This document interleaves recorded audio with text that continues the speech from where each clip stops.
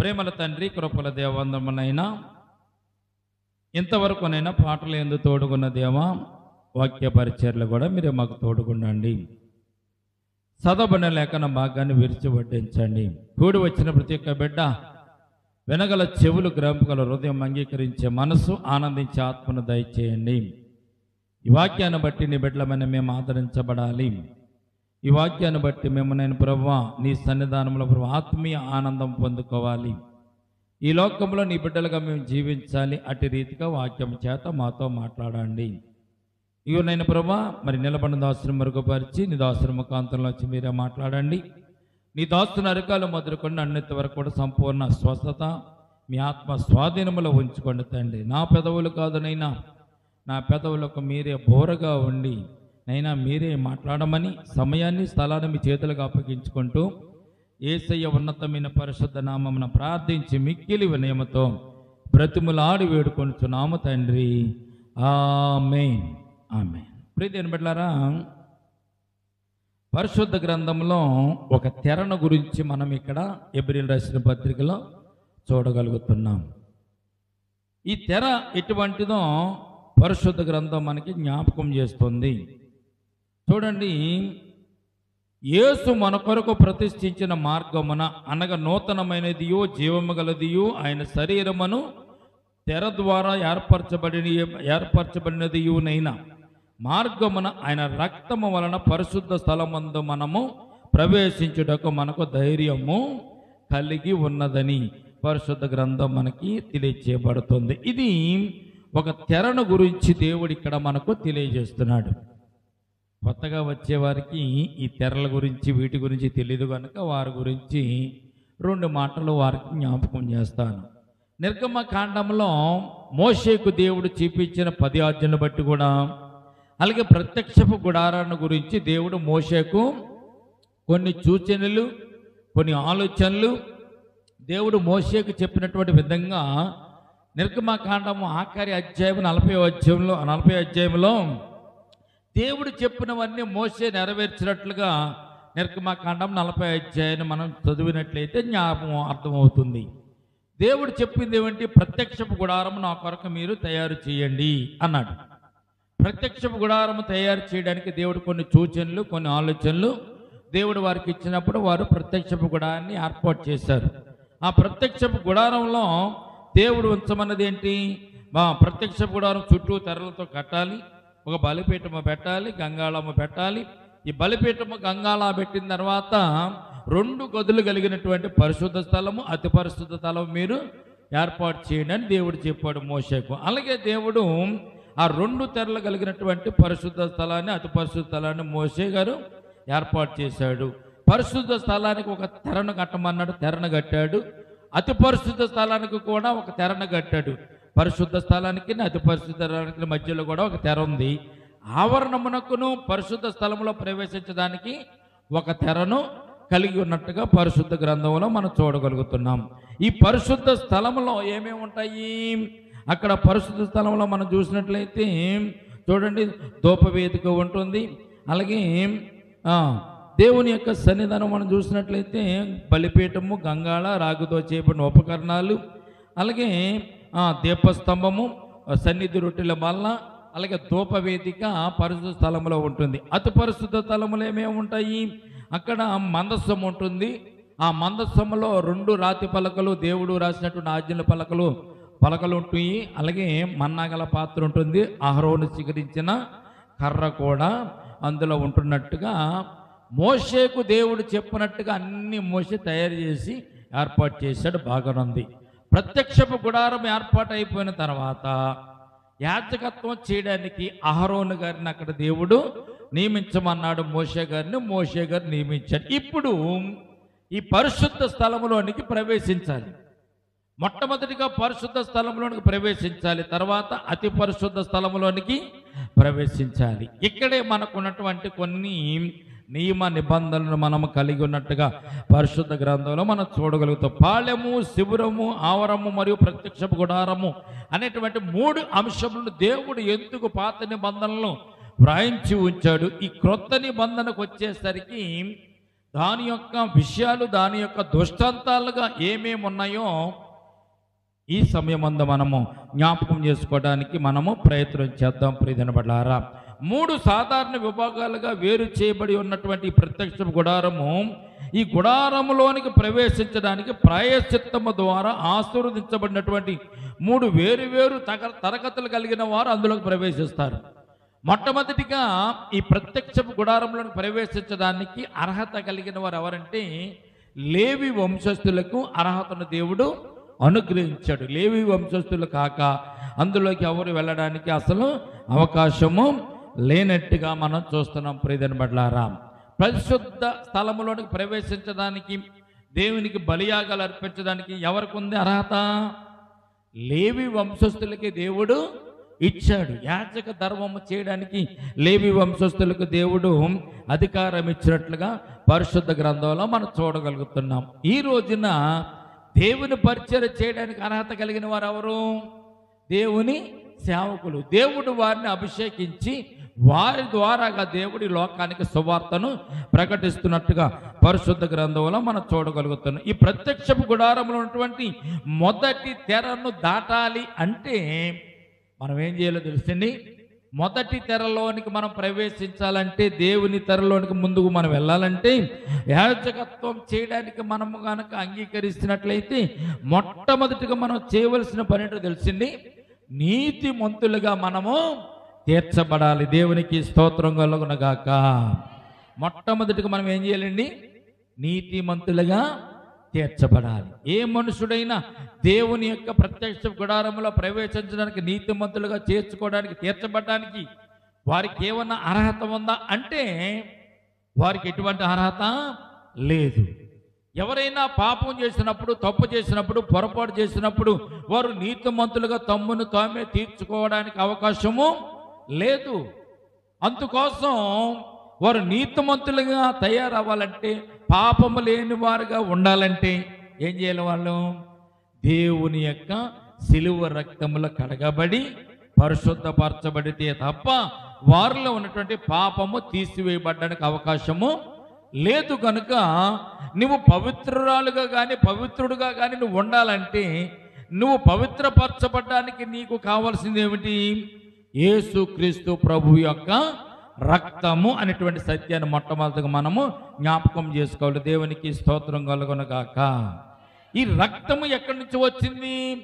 యేసుక్రీస్తు ప్రభువారు మానవుల పాపముల కొరకు, అందరి పాపముల కొరకు ఆయన శిలువ మీద బలియాగమై ప్రాణములు అర్పించి ఆయన కార్చినటువంటి రక్తమును బట్టి ఈ లోకములో దేవుని బిడ్డలమైన మనకు విమోచన, అలాగే పాప క్షమాపణ, నరకము నుంచి విడుదల, ఇవన్నీ కలుగుతున్న సత్యాన్ని పరిశుద్ధ గ్రంథం మనకు తెలియచేయబడుతుంది. దేవునికి స్తోత్రం కలుగునగాక. ఇప్పుడు మనం ఈ మొదటి తెరలోనికి ప్రవేశించాలంటే మనం ఏం కలిగి ఉండాలి? దేవుని యొక్క పరిశుద్ధత కలిగి ఉండాలి. యేసుక్రీస్తు ప్రభు యొక్క శిలువ రక్తం చేత మనం కడగబడి, మన అపరాధములు పాపములు కడిగివేయబడి మనము పవిత్రులుగా ఉంటే తప్ప ఈ తెరలోనికి మనం ప్రవేశించడానికి అవకాశము లేదు అనే సత్యాన్ని పరిశుద్ధ గ్రంథం మనకు తెలియజేయబడుతుంది. దేవుడు ఎందుకు 2 తెరలు ఏర్పాటు చేశాడు? పాళెంలో నుంచి ప్రత్యక్ష గుడారంలోనికి వెళ్ళడానికి, తర్వాత ప్రత్యక్ష గుడారంలోనికి ప్రవేశించిన తర్వాత, ఆవరణంలో ప్రవేశించిన తర్వాత పరిశుద్ధ స్థలంలోనికి ప్రవేశించడానికి ఒక తెరను పెట్టడానికి గల కారణం ఏంటంటే, ఆ తెర లోపలికి అందరూ కూడా ప్రవేశించడానికి వీలు లేదు. కనుక అది కొందరికి అర్హతను, అనుగ్రహాన్ని దేవుడు ఇచ్చాడు. కనుక ఆ మొదటి తెరను దాటాలంటే మొట్టమొదటిగా నీవు అయితే లేవియ వంశస్థులైనా ఉండాలి, లేకపోతే దేవుడు పరిశుద్ధపరచబడినటువంటి వంశంలోనే ఉండాలి. దేవుడు తన శిలువ రక్తం చేత కడగబడి నీ పాపాలన్నీ కూడా పరిహరించేటటువంటి విధానంలో నీవు పరిశుద్ధుడిగా ఉంటే తప్ప ఈ తెర లోపలికి నువ్వు ప్రవేశించడానికి అవకాశము లేదు. ప్రతి ఒక్కరూ తెరలోకి వెళ్ళడానికి అవకాశం దేవుడు ఇవ్వలేదు. అందుకే ప్రత్యక్షపు గుడారపు సేవ చేయడానికి దేవుడు లేవి వంశస్థులను ఏర్పాటు చేసుకున్నాడు. ఆ లేవి వంశస్థుల్లో మొట్టమొదటిగా అహరోనుని ఏర్పాటు చేసుకున్నాడు. అహరోను కుమారులను ఏర్పాటు చేసుకున్నాడు. వారే ధూపము వేయడానికి, లోపలికి వెళ్ళడానికి అధికారమును పొందుకున్నట్లుగా పరిశుద్ధ గ్రంథంలో మనం చూడగలుగుతున్న దేవునికి స్తోత్రం కలుగును గాక. ఎబ్రీ రాసిన పత్రిక 7వ అధ్యాయము 26వ వచనాన్ని మనం చూసినట్లయితే, ఎబ్రీ రాసిన పత్రిక 7వ అధ్యాయము 26వ వచనం.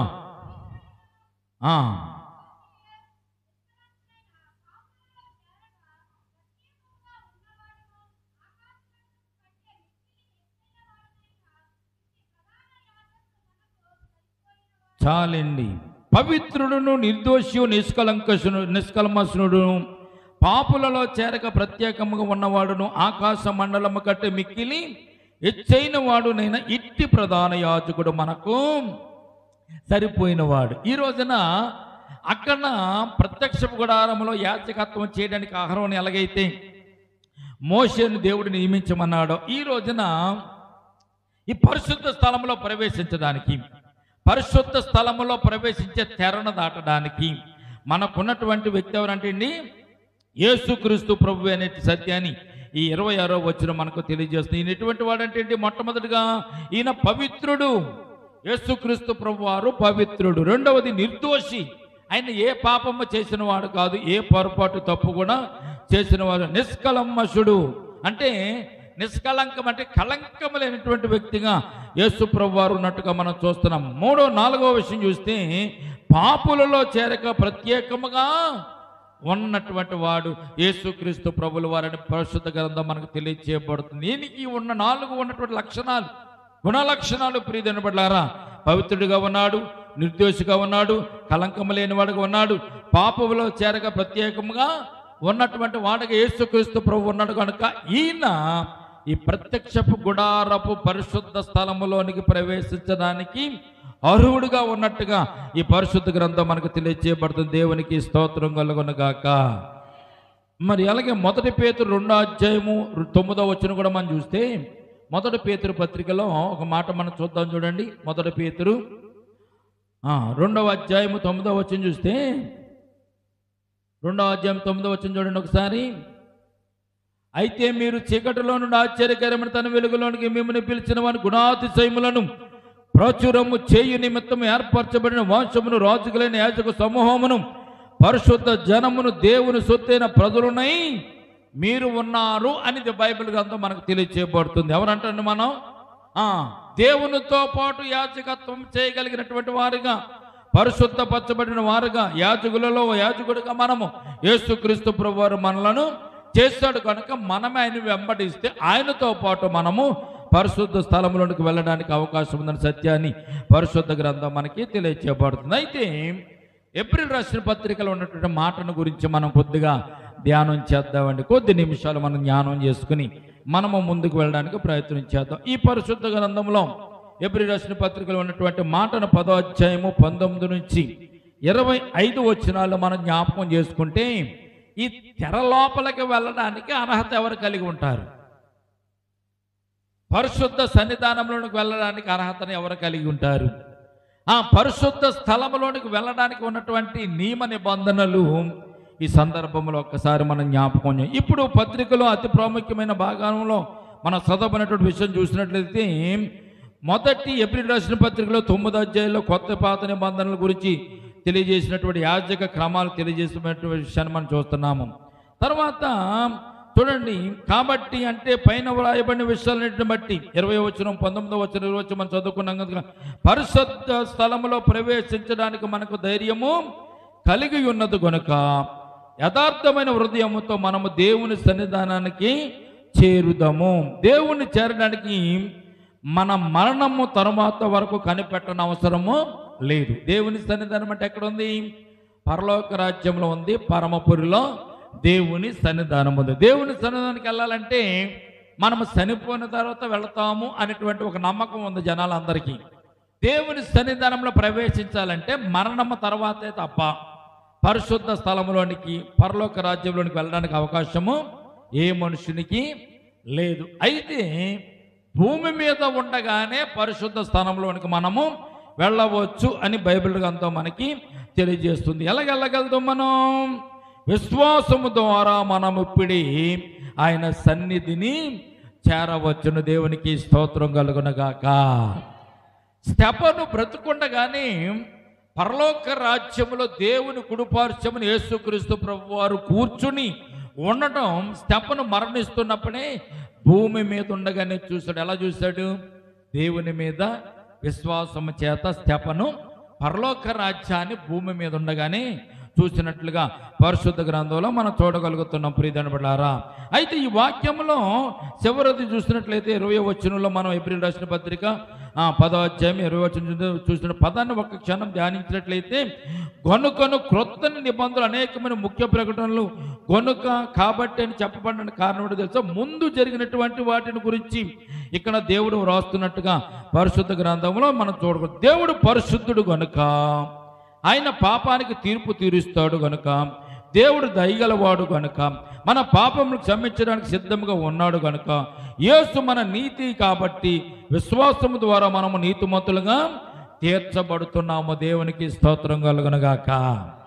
డబ్బు ఇచ్చి కానీ, ధనం ఇచ్చి కానీ, ఆస్తుపాతులు ఇచ్చి కానీ, బంగారం ఇచ్చి కానీ మనం నీతిమంతులుగా తీర్చబడడం లేదు. ఉచితంగా దేవుడు తన స్వరక్తము చేత మనల్ని కడిగి పవిత్రపరిచి ఆయన నీతిమంతులుగా మనలను చేస్తున్నాడు కనుక, యేసు ప్రభువునందు ఎవరైతే విశ్వసిస్తారో వారు పరిశుద్ధ స్థలములోనికి ప్రవేశిస్తారనే సత్యాన్ని పరలోకం పరిశుద్ధ గ్రంథం మనకి తెలియజేయబడుతుంది. అలాగే క్రీస్తు మన గొప్ప ప్రధాన యాజకుడు. ఆయన చేసిన సంపూర్ణ అర్పణ ద్వారా మనం ఇప్పటికీ పరిపూర్ణము అయ్యాము.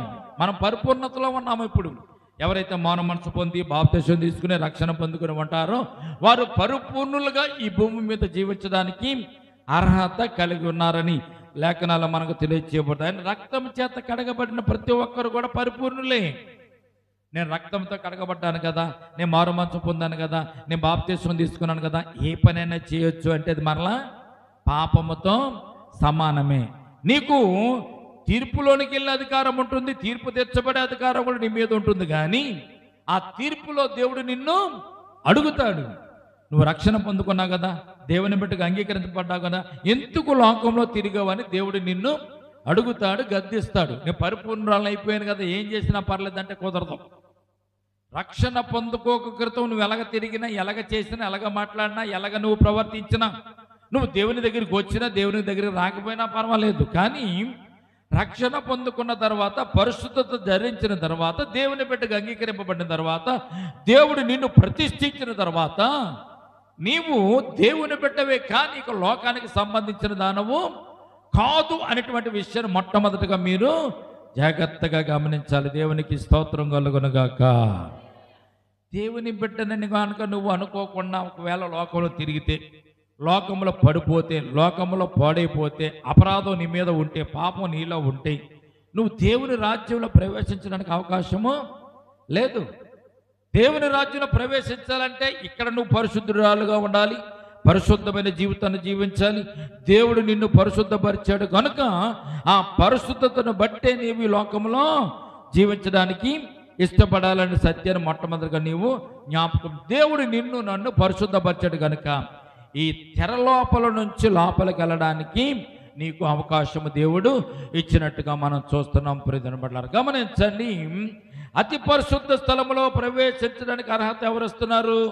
దేవుడు తన విశ్వాసాన్ని బట్టి మనకైనా అతి పరిశుద్ధ స్థలములోనికి ప్రవేశించడానికి దేవుడు అర్హతను మనకు కలిగి ఇస్తున్నాడు. మనము దేవుని బిడ్డలము కాబట్టి ఈ లోకముల పిల్లలమైన మనం ధైర్యముగా తండ్రి దగ్గరికి ఎలాగైతే వెళ్తామో, విశ్వాసులు కూడా పరలోకపు తండ్రి దగ్గరికి ధైర్యముతో అలాగే వెళ్ళాలనేటువంటి విషయాన్ని, వెళ్తారనే విషయాన్ని ఏప్రిల్ రాసిన పత్రికలోని ఒక మాట మనకు జ్ఞాపకం చేస్తుంది. 4వ అధ్యాయము 16వ వచనం చదువుదాం.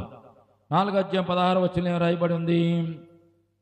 ఏప్రిల్ రాసిన పత్రిక 4వ అధ్యాయం 16వ వచనం దాకా ఏం రాయబడి? కనుక మనము కనికరింపబడి సమయోచితమైన సహాయము కొరకు కృప పొందినట్లు ధైర్యముతో కృపాసనమునొద్దకు చేరుతాము. ఈ కృపాసనం ఎక్కడుంది? దేవుని దగ్గర ఉంది. దేవుని దగ్గరికి ఎలాగెళ్తున్నాం మనం?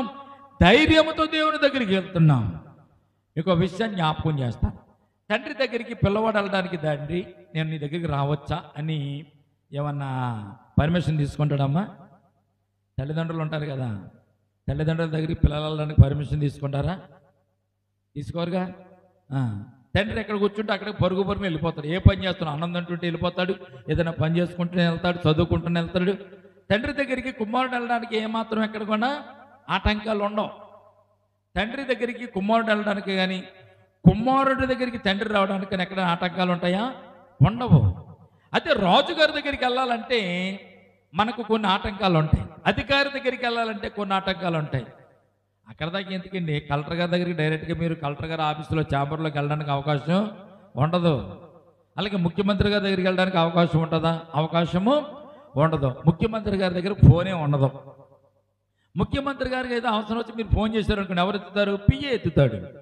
పిఏ ఎత్తి నీకున్న సమస్యను అడిగి, విషయం అడిగి, అవసరమైతే ఆయనతో చెప్తాడు తప్ప డైరెక్ట్గా ముఖ్యమంత్రి గారు మీ ఫోన్కి ఆన్సర్ చేయడు. ముఖ్యమంత్రి గారి దగ్గర డైరెక్ట్గా వెళ్ళడానికి అవకాశము లేదు. ప్రధానమంత్రి దగ్గరికి వెళ్ళడానికి అసలే అవకాశం లేదు. రాష్ట్రపతి దగ్గరికి వెళ్ళడానికి అవకాశం లేదు. కానీ తండ్రి అయిన దేవుని దగ్గరికి వెళ్ళడానికి, డైరెక్ట్గా నువ్వు వెళ్ళడానికి ప్రభు అయిన దేవుడు గొప్ప అవకాశాన్ని నీకు ఇచ్చినట్టుగా మనం చూస్తున్నాం. దేవునికి స్తోత్రం కలుగునుగాక. గనుక మనము కనికరింపబడి ఉన్నాము, సమయోచితమైన సహాయము కొరకు కృప పొందినట్లు ధైర్యముతో కృపాసనమునొద్దు కంటే దేవుని యొద్దకు మనము చేరుకోవడానికి అవకాశం ఉంది. దేవునికి స్తోత్రం కలుగునుగాక.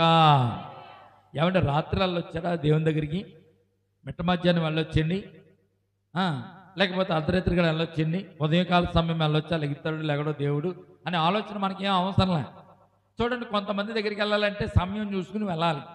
ఉదయం చాలామంది లేగరు, రాత్రులకు చాలామంది పడుకుంటారు, అర్ధరాత్రిగా ఎవరికైనా ఫోన్ చేస్తే విసుక్కుంటారు.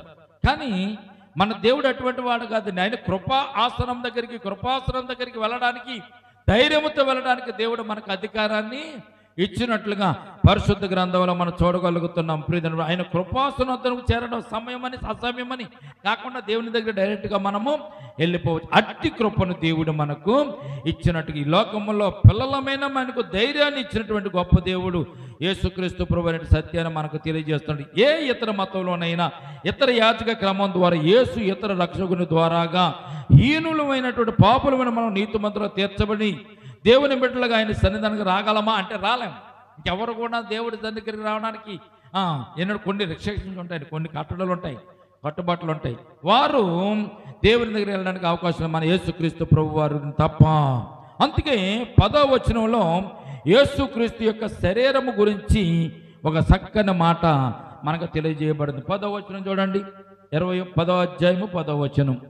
10వ అధ్యాయం 10వ వచనంలో ఒక మాట రాయబడి ఉంటుంది, దాన్ని చూద్దామండి. కానీ యేసుక్రీస్తు యొక్క శరీరము ఒక్కసారి అర్పింపబడి చేత ఆయన చిత్తమును బట్టి మనము పరిశుద్ధపరచబడి ఉన్నాము. దేవునికి స్తోత్రం కలుగునుగాక. ఈ శరీరముతో మనము దేవుని చూడలేము, ఈ శరీరముతో దేవుని దగ్గరికి మనము చేరలేము. ఈ శరీరంతో దేవుని దగ్గరికి వెళ్తామండి, మనం వెళ్ళలేము. ఈ శరీరముతో దేవుని చూడగలదేమండి, చూడలేము. కనుక ఈ శరీరమును విడిచిపెడితేనే కానీ దేవుని చూడడానికి అవకాశం మనకు లేదు. కానీ ఈ శరీరంలో ఉండే పాపాన్ని విడిచిపెట్టాలంటే యేసుక్రీస్తు ప్రభు యొక్క రక్తమే మనకు సరి అనేదని సత్యాన్ని పరిశుద్ధ గ్రంథం మనకి తెలియజేయబడుతుంది. యేసుక్రీస్తు రక్తము ద్వారా మనము పరిశుద్ధులమయ్యామని అంటున్నాడు దేవుడు. అంటే మనం మరణం బలి ద్వారా ఆయన మనలను పరిశుద్ధపరచుడు. యేసు తను బలిగా అర్పించుకున్న సమయంలో ఆయన శరీరం నొలగొట్టబడింది, ఆయన రక్తం చిందింపబడింది, ఆయన శరీరము రక్తం ఇవి రెండు మనకు చాలా ముఖ్యమైనవి. కనుక చివరి రాత్రి పస్కా పండుగలో యేసుప్రభు వారు శిష్యులకు ఏమి ఇచ్చాడండి? ఆయన రేపు అప్పగింపబడతాడనగా యేసుప్రభు వారు అయితే ఆయన శరీరాన్ని ఇచ్చాడు, ఆయన రక్తాన్ని కూడా మనకు ఇచ్చాడు. మన శరీరం పవిత్రంగా ఉండాలంటే, మన రక్తము నిష్కలంకషముగా ఉండాలంటే ఆయన రక్తం మన రక్తంలో ఉండాలి, ఆయన శరీరం మన శరీరంలో అనుసంధానమై ఉండాలి. అప్పుడు కానీ ఈ తెరలో నుంచి మనము దేవుని దగ్గరికి వెళ్ళడానికి అవకాశము లేదనే సత్యాన్ని పరిశుద్ధ గ్రంథం మనకు తెలియజేయబడుతుంది. కనుక ప్రియమైన బిడ్డలారా, నా చూడండి, యోహాను రాసిన పత్రికలో 6వ అధ్యాయం 53-54 వచనం ఏమని చెప్తూ పడుతుంది?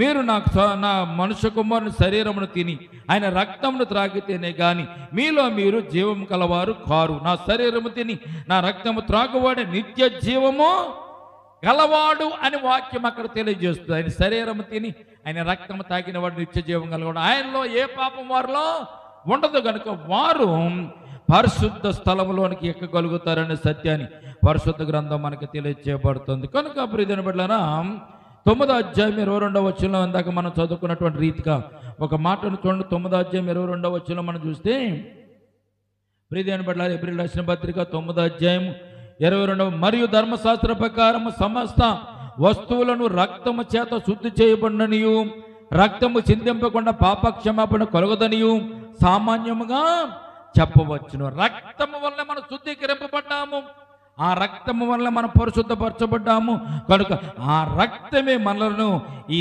తెరలో నుంచి లోపలికి వెళ్ళడానికి అవకాశము కలిగించినట్లుగా పరిశుద్ధ గ్రంథంలో మనం చూద్దాం. మనం అతి పరిశుద్ధంలోకి ఎలా వెళ్ళగలం? అతి పరిశుద్ధ స్థలంలోనికి మనం వెళ్ళాలంటే దేవుని యందు విశ్వాసము చేతనే మనము వెళ్ళగలుగుతాం. సంఖ్యాకాండంలో ఒక మాట ఉంటుందండి, అతి పరిశుద్ధ స్థలంలో ఎవరైనా వస్తువులు పట్టుకెళ్ళడానికి అతి పరిశుద్ధ స్థలం దగ్గరికి వచ్చి ఒకవేళ తెర తీసుండగా ఇందులో ఏముంది, ఏ మహిమ ఉంది, దేవుని మహిమ ఎలాగుంటుందో ఒకవేళ చూడాలనుకుని ఒకవేళ తొంగి చూసినా కానీ వాడికంట మరణము సంభవిస్తుందని సంఖ్యాకాండ మనకు తెలియజేయబడుతుంది. ప్రియమైన పరిశుద్ధ అతి పరిశుద్ధ స్థలంలోనికి తొంగి చూస్తేనే చాలంట వాడు చనిపోతాడు. చూడండి, యాజకుని వస్త్రాలు ధరించిన తర్వాత యాజకునికి ఒక తాడు కట్టి ఉంటుంది అనమాట. నొడానికి తాడు కట్టినట్టు బొమ్మలు ఎప్పుడైనా చూసారా మీరు? యాజకుని చిత్రాలు చూస్తే నొడానికి ఒక తాడు కట్టు ఉంటుంది. ఆ తాడుకి అతి పరిశుద్ధ స్థలములోనికి యాజకుడు వెళ్ళిన తర్వాత యాజకుడు అతి పరిశుద్ధ స్థలములోనూ ఉన్నటువంటి ప్లేస్ నుంచి ఈ వరండాలకు ఆవరణంలో వరకు కూడా ఉన్నటువంటి పొడుగాటి తాడుని యాజకుడికి నొడానికి కడతారు. ఎందుకు కడతారో తెలుసా? ఆ పరిశుద్ధ స్థలంలోనికి యాజకుడు తప్ప ఎవరు వెళ్ళినా కానీ అక్కడికక్కడే వారు మరణిస్తారు. కనుక యాజకుడు ఒకవేళ పొరపాటు చేసి పరిశుద్ధ స్థలంలోనికి వెళ్ళి ఒకవేళ చనిపోతే అతనిని తీసుకుని రావడానికి కూడా ఎవరు వెళ్ళినా వాడు చనిపోతాడు. తీసుకుని రావడానికి ఎవరు వెళ్ళినా వాడు చనిపోతాడు. కనుక వాడిని చనిపోయిన వాడిని బయటికి లాగాలంటే మనుషులు వెళ్ళకూడదు. కనుక అతి పరిశుద్ధ స్థలంలోనికి యాజకుడు వెళ్ళే సందర్భంలో అతనికి ఒక తాడును కట్టి బయట దాకా వదిలిపెడతారు. గమ్ముని రాలేదనుకోండి చచ్చిపోడని అర్థం. చచ్చిపోయిన తర్వాత 1-2 గంటల తర్వాత యాజకుడు బయటికి రాకపోతే అందులో చనిపోతే అతను తాడు పట్టుకుని బయటకు లాగుతారు. అలాగే లాగినప్పుడు ఆ చనిపోయిన వాడు బయటకు వస్తాడు. బయటకు వచ్చిన తర్వాత అంత్యక్రియలు వారు చేస్తారు. అంటే అతి పరిశుద్ధ స్థలంలో ఎంత దేవుని మహిమ ఉందో అన్యులైన వారు ఎవరు వెళ్ళినా కానీ వారు అందులోకి చనిపోతారని సత్యాన్ని పరిశుద్ధ గ్రంథం మనకు తెలియజేయం. కానీ ఈ రోజున పరిశుద్ధ స్థలంలో అతి పరిశుద్ధ స్థలంలో ప్రవేశించడానికి దేవుడు నీకు నాకు అయిన అవకాశాన్ని కలిగించినట్లుగా పరిశుద్ధ గ్రంథంలో మనకు తెలియజేయం. యోహాను రాసిన సువార్త 14వ అధ్యాయం 6వ వచనం ఒకసారి చూడండి. యోహాను రాసిన సువార్త 14వ అధ్యాయము 6వ వచనం చూద్దాం. ఒకసారి ఒక మాట చదివి మనం ముందుకు వెళ్దాం. ఈ తెన దేవుడు అందుకు పెట్టాడు, అందరూ ప్రవేశింపకుండా ఉన్నట్లుగా, అందరూ లోపలికి ప్రవేశింపకుండా ఉన్నట్లుగా, పరిశుద్ధులు ప్రవేశించినట్లుగా దేవుడు ఈ తెరను పెట్టి ఆ తెరలోనికి ప్రవేశించడానికి అధికారాన్ని మనకైనా ఇచ్చినట్టుగా మనం చూస్తున్నాం. యేసు నేనే మార్గమును సత్యమును జీవమును, నా ద్వారానే తప్ప ఎవడును తండ్రి యొద్దకు రాలేడు అని చెప్తున్నాడు. ఇక్కడ 14వ అధ్యాయం 6వ ఏమన్నాడు? నేను తప్ప అంటే నా శరీరము ద్వారా తప్ప పరిశుద్ధ స్థలానికి అతి పరిశుద్ధ స్థలానికి మధ్య వేలాడుతున్న తెరలాంటి దానిని దాటి లోపలికి రావడానికి మార్గం ఎవరు? యేసుక్రీస్తు ప్రభులు వారే. అందుకే నేనే మార్గము సత్యము జీవమునైన, నా ద్వారా తప్ప తండ్రి వద్దకు ఎవరు కూడా రాలేడు. యేసుక్రీస్తు ప్రభు ద్వారా తప్ప, ఆయన శరీరము ద్వారా తప్ప, ఆయన శరీరము సంతరించుకున్న మనము తప్ప ఎవరు కూడా లోపలికి రాలేదు. అంటే తెర వెలుపల ఉన్న మానవునికి తెర లోపల ఉన్న దేవునికి మధ్య నిలబడడానికి యేసుక్రీస్తు ప్రభు వారి లోకానికి వచ్చి ఆయన పరిశుద్ధుడిగా ఉండి నిష్కళంకుడుగా ఉండి ఆయన మరణించి ఆయన మరణము ద్వారా మనకు పరిశుద్ధ దేవాలయములోనికి వెళ్ళడానికి ఆయన కృపను అనుగ్రహించినట్టుగా పరిశుద్ధ గ్రంథంలో మనం చూడగలుగుతున్నాం. ఆయన మరణం మనకి ఏం చేసింది?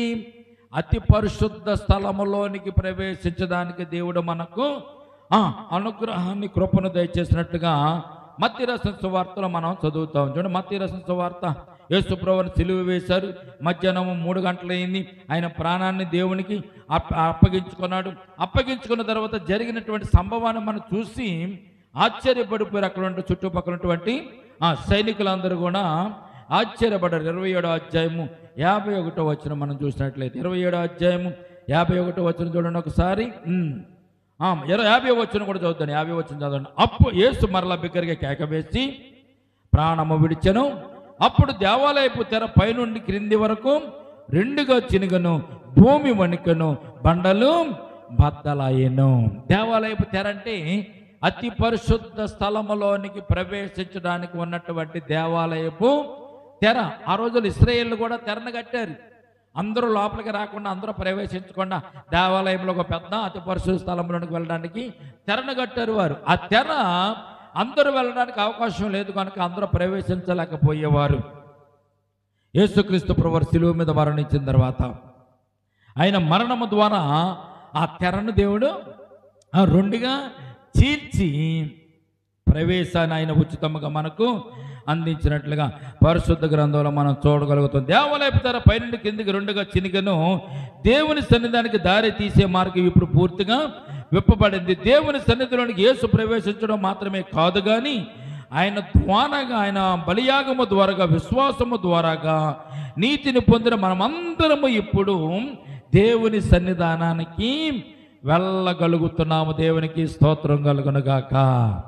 దేవుని సన్నిధానికి ఇప్పుడు వెళ్ళగలుగుతున్నాం. ఆయన మరణము ద్వారాగా, ఆయన పునరుద్ధానము ద్వారాగా దేవుని సన్నిధానికి మనం వెళ్తున్న సత్యాన్ని పరిశుద్ధ గ్రంథం మనకు తెలియచేయబడుతుంది. 21, 22 వచనం చూడండి. ఎబ్రీ రాసిన పత్రిక 10వ అధ్యాయము 22వ వచనం, 21వ వచనం, 22వ వచనం మనం చూసినట్లయితే, దేవుని ఇంటి పైన మనకు గొప్ప యాజకుడు ఉన్నాడు కనుక మనస్సాక్షిని కలవశముతో హసుకుంటున్నట్లు ప్రోక్షింపబడిన హృదయము గలవారమును, నిర్మలమైన ఉదకముతో స్నానము చేసిన శరీరములు గలవారమునై ఉండి విశ్వాస విషయంలో సంపూర్ణ నిశ్చయత కలిగి యథార్థమైన హృదయముతో మనము దేవుని సన్నిధానమునకు చేరుదాము. దేవునికి స్తోత్రం కలుగునుగాక. మనం దేవుని సన్నిధానానికి ఎలా చేస్తున్నాం? దేవుడు తన రక్తం చేత మనలను శుద్ధీకరించాడు, శుద్ధిపరిచాడు, పరిశుద్ధపరిచాడు. ఆ రోజున పాత నిబంధన కాలంలో మొదటి తెరను దాటడానికి యాజకుడే వెళ్ళాలి. అతి పరిశుద్ధ స్థలంలోనికి వెళ్ళడానికి సంవత్సరానికి ఒకసారి అతి పరిశుద్ధ స్థలంలో ప్రవేశించడానికి రోజు వెళ్ళడానికి లేదండి. ఈ రోజున అతి పరిశుద్ధ స్థలం అనేటువంటి దేవుని సన్నిధానంలో దేవుడు ఎక్కడ ఉంటే అక్కడ అది పరిశుద్ధ స్థలము. దేవునికి స్తోత్రం కలుగునగాక. దేవుని వాక్యం ఏం చెప్తుంది? ఎక్కడ 2-3 కూడి నా నామమును ఏకీభించి ఉంటారో వారి మధ్యన నేను ఉంటాను అంటున్నాడు. అంటే దేవుని ఆరాధించే చోట, దేవుని దగ్గర కూర్చొని మనం 2-3 కూర్చొని ఎవరైతే దేవుని ఆరాధించడానికి ఇష్టపడతారో ఆ స్థలంలో దేవుడు ఉంటాడు. దేవుడు ఉన్నటువంటి ప్రతి స్థలము కూడా అతి పరిశుద్ధ స్థలము. దేవునికి స్తోత్రం కలుగునగాక. ఆ పరిశుద్ధ స్థలంలో ప్రవేశించడానికి మనకి ఎటువంటి ఆటంకాలు లేవండి. నువ్వు రాకూడదమ్మా, ఇవాళ కొత్తగా వచ్చారా మీరు రాకూడదు, ఒక వారం రోజులు బయట కూర్చుని వారం తర్వాత లోపల రండి అని అంటాడు దేవుడు అన్నాడు. ఎక్కడైనా ఏ పరిస్థితులైనా కానీ ఎవరైనా కానీ దేవుని సన్నిధానం రావడానికి దేవుడు అధికారాన్ని మనకి ఇచ్చాడు. ఎలాగా? ఆయన శిలువ మీద బలి అయ్యి శిలువ యాగం చేసి ఆయన కార్చిన రక్తమును బట్టి, ఆయన మనకి ఇచ్చిన ఆయన శరీరమును బట్టి, ఆయన రక్తమును బట్టి దానిని మనము తీసుకుంటూ శరీరమును తింటూ ఆయన రక్తమును త్రాగుతూ దేవుని బిడ్డలకు అంగీకరింపబడినటువంటి మనము అతి పరిశుద్ధ స్థలంలోనికి ప్రవేశించడానికి అర్హతను మనము కలిగి ఉన్నామని పరిశుద్ధ గ్రంథం మనకు తెలియజేయబడుతుంది. ప్రియమైన బిడ్డలారా, యథార్థ హృదయం అంటే కడగబడిన పవిత్రమైన హృదయం. హృదయ శుద్ధి గలవారు మాత్రమే దేవుణ్ణి చూస్తారని మత్తయి 5:8లో ఆ ధన్యతల్లో ఉంటుంది. హృదయ శుద్ధి గలవారు ధన్యులు. 5:8 వచనంలో ఉన్నటువంటి ధన్యత ఏమిటి? హృదయ శుద్ధి గలవారు ధన్యులు, వారు దేవునిని చూసిద్దరు. మనం హృదయం శుద్ధిగా ఉంటే దేవుని చూస్తాం.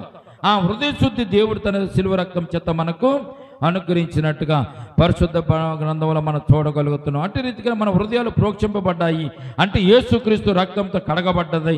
మన హృదయాలే కాక మన శరీరాలు కూడా నిర్మలమై నీటితో కడగబడినవి అన్నటువంటి సత్యాన్ని 1 కొరింథీయులకు రాసిన పత్రిక 6:11 వచనం కూడా మనకు తెలియజేది. బాప్తిస్మము ద్వారా మనము దేవుని బిడ్డలుగా అంగీకరించినట్టుగా మనం చూస్తాం. 23వ వచనం చూడండి. 10వ అధ్యాయం 23వ వచనం.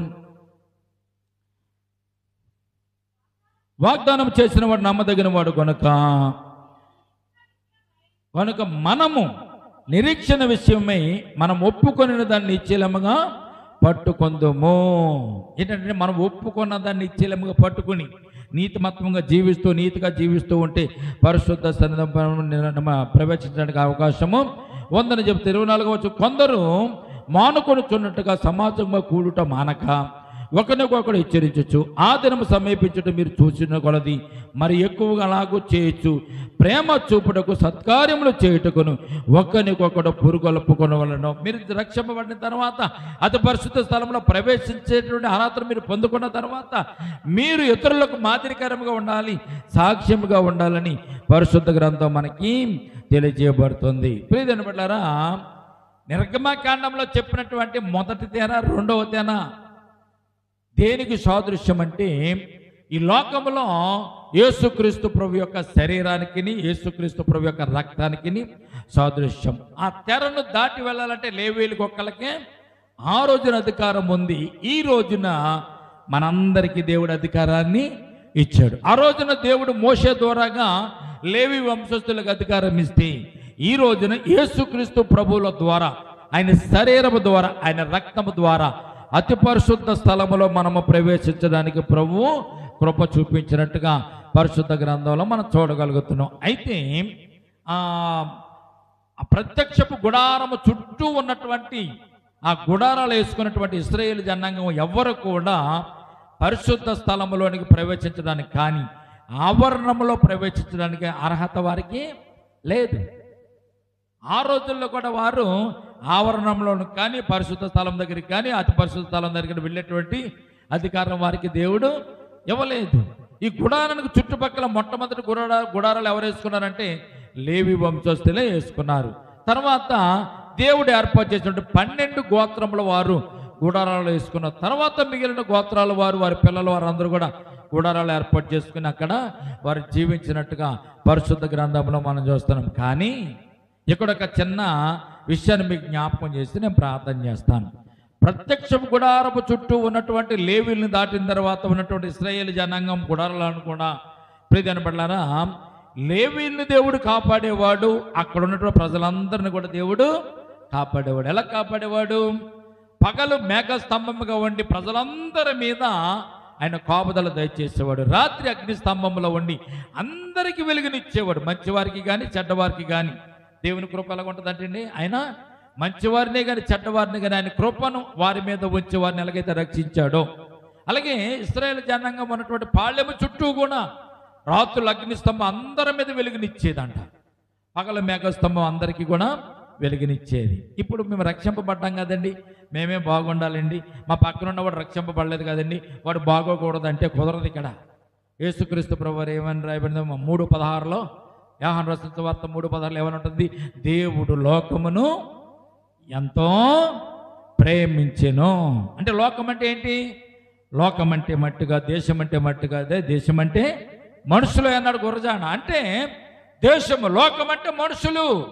దేవుడు ఎవరిని ప్రేమించాడు? లోకాన్ని ప్రేమించాడంటే లోకంలో ఉన్నటువంటి ప్రతి ఒక్కరిని దేవుడు ప్రేమించాడు. మంచివాడా, చెడ్డవాడా, పాపాత్ముడా, పుణ్యాత్ముడా, దేవుని నమ్ముకున్నవాడా, దేవుని నమ్ముకున్నవాడా, నిష్టగా ఉన్నాడా, భక్తిగా ఉన్నాడా అన్నది ఏం చూడలేదు. దేవుడు అందరినీ కూడా దేవుడు ప్రేమించి అందరి కొరకు తన ప్రాణమును పణముగా పెట్టాడు. కనుక ప్రియమైన బిడ్డలారా, ఆ పాళెంలో ఉన్న వారందరి మీద కూడా దేవుని రాత్రి అగ్ని స్తంభం ద్వారా వెలుగునిచ్చేవాడు, పగల మేఘ స్తంభంలో వారికి కాపుదల ఇచ్చేవాడు. కానీ ఈ ప్రాంగణంలో అంటే బలం పరిశుద్ధ స్థలంలోనికి, అతి పరిశుద్ధ స్థలంలోనికి ప్రవేశించడానికి యాజకుడికి ఒక్కడికే దేవుడు అధికారం ఇచ్చాడు ఆ రోజుల్లో.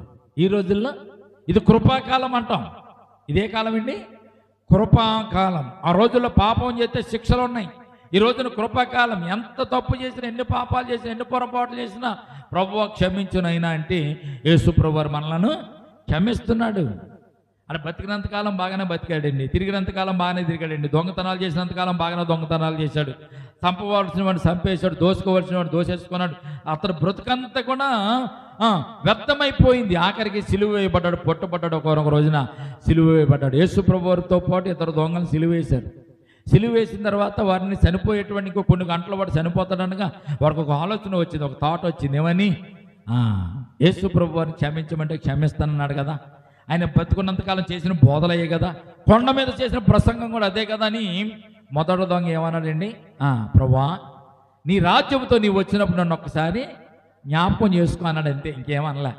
ప్రభువా, నీకు ఒక రాజ్యం ఉంది, ఈ రాజ్యం నీది కాదు, నువ్వు ఈ లోకపు రాజ్యము కాదు, నీకు ఒక రాజ్యం ఉంది, నువ్వు గొప్ప రాజువు, నువ్వు పరలోక రాజ్యానికి వారసుడు, పరలోక రాజ్యానికి రాజువు నువ్వు. నీ రాజ్యముతో పాటు నీవు వచ్చినప్పుడు నన్ను ఒక్కసారి జ్ఞాపకం చేసుకోమన్నాడు. అప్పుడు యేసుప్రభు ఏమనాలి? రే, ఇప్పుడు దాకా దొంగతనాలు చేసావు, ఇప్పుడు దాకా దోపిడీలు చేసావు, నిన్ను క్షమించడం ఏంటరా, నీకు ఈ శిక్ష సరైందే, నాకైతే సరైంది కదా, నీకు సరైందని చెప్పి నీకు నేను రక్షణ ఇవ్వను అనాలి కదా యేసుప్రభు వారు. అలాగ అనలే. ఏమన్నారు తెలిసిన అయినా కృపాకాలంలో ఉన్నాం కనుక దేవుడు ఒక్కటే ఒక మాట అన్నాడు, నీవు ఈ సమయం అందే ఈ గడువు నువ్వు నాతో పాటు పరదేశంలో ఉందువుగాక అని క్షమించేశాడు. దేవునికి స్తోత్రం కలుగునుగాక. ఇది కృపాకాలంలో ఉన్నాం కనుక మన ఆటలు చెల్లుతున్నాయి. కృపాకాలంలో ఉన్నాం కనుక మనం ఏం చేసినా చెల్లుబాటు అవుతుంది. కృపాకాలం అయిపోయిన తర్వాత యేసుక్రీస్తు ప్రభు రెండో రాకడ ఎలాగ వస్తానన్నాడండి? గర్జించు సింహము వలె వస్తాడు. మొదటగా ఆయన గొర్రెపిల్లగా వచ్చాడు. ఆయన పట్టుకున్నారు, ఆయనను అలుసుగా తీసుకున్నారు, ఆయన పట్టుకుని బంధించి సిలువకు అప్పగించారు. రెండవసారి ఆయన అలాగే రాడంటండి. గర్జించు కొదమ సింహం వలె వస్తాడంట. గర్జించు సింహం వలె వస్తాడంట. చూడండి, ఆయన కొదమ సింహం వలె వచ్చేటప్పుడు, రెండవసారి వచ్చినప్పుడు ఆయనకి ఎదురుపడేవాడు ఎవడు కూడా ఉండడు. ఎదురుపడడానికి ఎవరు సరిపోరుగా. కనుక ఇది కృపాకాలం కనుక ఆయన రెండవ రాకడ రాకముందే, మన ప్రాణము పోకముందే మరొక్కసారి మన జీవితాల గురించి ఆలోచన చేసుకుంటూ అతి పరిశుద్ధ స్థలంలో మనం ప్రవేశించడానికి దేవుడు మనకు కృప అనుగ్రహించాడు. కనుక ఆ కృపను మనం నిర్వీర్యం చేయకుండా, ఆ కృపను మనము సులకనగా చూడకుండా భయముతోనూ భక్తితోనూ ఈ లోకంలో జీవిస్తూ పరలోక రాజ్యంలో మనం ప్రవేశించడానికి, పరలోకపు పౌరుడుగా మనం ఉండడానికి మన జీవితాలను బాగు చేసుకుని ముందుకు నడిపించుకుందాం. అట్టి కృప ఈ సమయం ముందు దేవుడు మనందరికీ దయచేయునుగాక. ప్రార్థన చేసుకుందాం. ప్రేమల తండ్రి, కృపల దేవందములైనా నిర్గమకాండంలో మీరు ఏర్పాటు చేసినటువంటి ప్రత్యక్షపు గుడారములో మొదటి తెర, రెండవ తెర గురించి నేను ప్రభా ఎందుకు మాకును మీరు తెలియజేశారో ఈ రోజున కొన్ని విషయాలు జ్ఞాపకం చేసుకుంటే ఇచ్చిన కృపను బట్టి స్తోత్రాలు. నిర్గమకాండంలో మోషే కాలంలో అహరోనుని యాజకుడిగా చేసి మీరు నైనా మొదటి తెరను ప్రవేశించడానికి, రెండవ తెరలో ప్రవేశించడానికి కృప చూపించారు. నైనా మోషే కంటే గొప్పవాడు ఇక్కడ ఉన్నాడని మీరు తెలియజేస్తున్నారు. యేసుక్రీస్తు ప్రభువు మా ప్రధాన యాజకుడు, నైనా ఏ పాపము లేనివాడు, కళంకము లేనివాడు, నిర్దోషి, నైనా అట్టి యాజకుడు మనకున్నాడు అని బైబిల్ తెలియజేస్తుంది. ఆ యాజకుని ద్వారాగా, ఆయన శరీరము ద్వారా, ఆయన మరణ పునరుద్ధానము ద్వారా ఈ రోజున అతి పరిశుద్ధ స్థలంలోనికి మేము ప్రవేశించడానికి అర్హతను ప్రభువా నీవే మాకు ఇచ్చినందుకు స్తోత్రాలు తండ్రి. అలనాడు ఈ లేవీలొక్కలే ప్రవేశించగలిగేటటువంటి ఆ పరిశుద్ధ స్థలంలోనికి నేను ప్రభు అర్హత కలిగిన వారు లేవీలొక్కలే. కానీ ఈ రోజున ప్రభువా అన్యులైనటువంటి వారికి, నిన్ను నమ్మిన వారికి, విశ్వాసం వచ్చిన వారికి, మారుమనసు పొందిన వారికి, బాప్తిసం తీసుకున్న వారికి, రక్షణ పొందుకున్న వారిని ప్రతి ఒక్కరు కూడా పరిశుద్ధ స్థలములో ప్రవేశించడానికి నువ్వు అనుగ్రహతను దయచేస్తా. నీ శరీరము ద్వారాగా, మీ రక్తము ద్వారాగా దేవా నిబిడలమైన మాకు అట్టి ప్రవేశాన్ని దయచేసిన గొప్ప దేవ నీకే స్తోత్రాలు తండ్రి. నేనా ఈ ఆరాధన కోడికల ప్రభువా అట్టి కృపను మాకు దయచేసేవని సత్యాన్ని తెలుసుకోవడానికి, గ్రహించడానికి మీరు మాకు ఇచ్చిన శ్రేష్టమైన కృపను బట్టి స్తోత్రాలు తండ్రి. ప్రత్యక్షపు గుడారం మాకు సాదృశ్యముగా నైనా ప్రభు ఛాయిగా ఉందనైనా ఈ లోకంలో ప్రత్యక్షపు గుడారంలో యాజకత్వం చేసిన అహరోనును బట్టి, మోషేను బట్టి నేను ప్రభువా నేను ఈ లోకంలో ఇప్పుడు ప్రభువా నీవే మాకు యాజకుడిగా ఉండి, నీవే అతి పరిశుద్ధ స్థలం మేము ప్రవేశించడానికి మా కొరకు నేను గొర్రె పిల్లగా వధించబడినైనా నైనా మీ మరణ పునరుద్ధానం ద్వారా మాకు ప్రవేశం అనుగ్రహించిన యేసయ్య నీకు వేలాది వందనాలు, స్తుతులు, స్తోత్రాలు. నేను తప్ప వేరొక మార్గం లేదు, నేనే మార్గమును, సత్యమును, జీవమును ఉన్నాను, నా ద్వారా తప్ప తండ్రి యొద్దకు ఎవ్వడు కూడా రాలేడని చెప్పిన గొప్ప దేవా ఈ సమయం ముందనైనా నీ ద్వారాగానే ప్రభా అతి పరిశుద్ధ స్థలంలో ప్రవేశించడానికి మాకు అనుగ్రహత ఇచ్చిన దేవా నీకే స్తోత్రాలు. కూడి వచ్చిన సంఘాన్ని, సంఘ బిడ్డని జ్ఞాపకం చేసుకోండి. విన్నటువంటి వాక్యాన్ని వారి హృదయాల్లో ఉపద్రవం చేయండి. వారు కూడా అతి పరిశుద్ధ స్థలంలో ప్రవేశించడానికి అర్హత కలిగి ఉన్నారు తండ్రి. అర్హత లేని వారు సంపాదించుకోవడానికి కృప చూపించండి. నేను మీ శరీరమును బట్టి, మీ రక్తమును బట్టి నేను వారు కూడా పవిత్రులుగా నేను ప్రభువా పరమయాజకుడు అయిన నీతో ప్రభు నడుస్తూ ప్రభువా నైనా నీతో పాటు నేను అతి పరిశుద్ధ స్థలంలో ప్రవేశించే అర్హతను కృపను ప్రభా నైనా ఈ సమయం ముందు సంఘం అందరికీ దయచేయండి, సంఘ బిడ్డలకు దయచేయండి, రక్షణ పొందిన వారికి కూడా దయచేయండి తండ్రి. ఇదిగో నేను ప్రభు ఈ సమయం ముందు కూడుకలో ఉండి మాతో ఉండి మమ్మల్ని నడిపించిన దేవా, మా ముందున్నటువంటి కార్యక్రమాన్ని కూడా దీవించి ఆశీర్వదించమని మీరు మాతో మాట్లాడినందుకు స్తోత్రాలు చెల్లిస్తున్నాం తండ్రి. నేను విన్నటువంటి వాక్యం నీ బిడ్డల హృదయాల్లో ఫలింపచేయండి. అతి పరిశుద్ధ స్థలములో నేను నిత్యము మేముండులాగున్న మా ప్రవర్తనను, మా క్రియలను, మా తలంపులను, మా ఆలోచనలు ప్రభునైనా మేము సరి చేసుకుంటూ ముందుకు నడవడానికి నైనా నీ కృప చూపించమని సంఘాన్ని, సంఘ బిడ్డలందరినీ కూడా మీ చేతులకు అప్పగించుకుంటూ యేసయ్య ఉన్నతమైన పరిశుద్ధ నామమున ప్రార్థించి మిక్కిలి వినయముతో బ్రతిమాలి వేడుకొనుచున్నాము తండ్రి. ఆమేన్.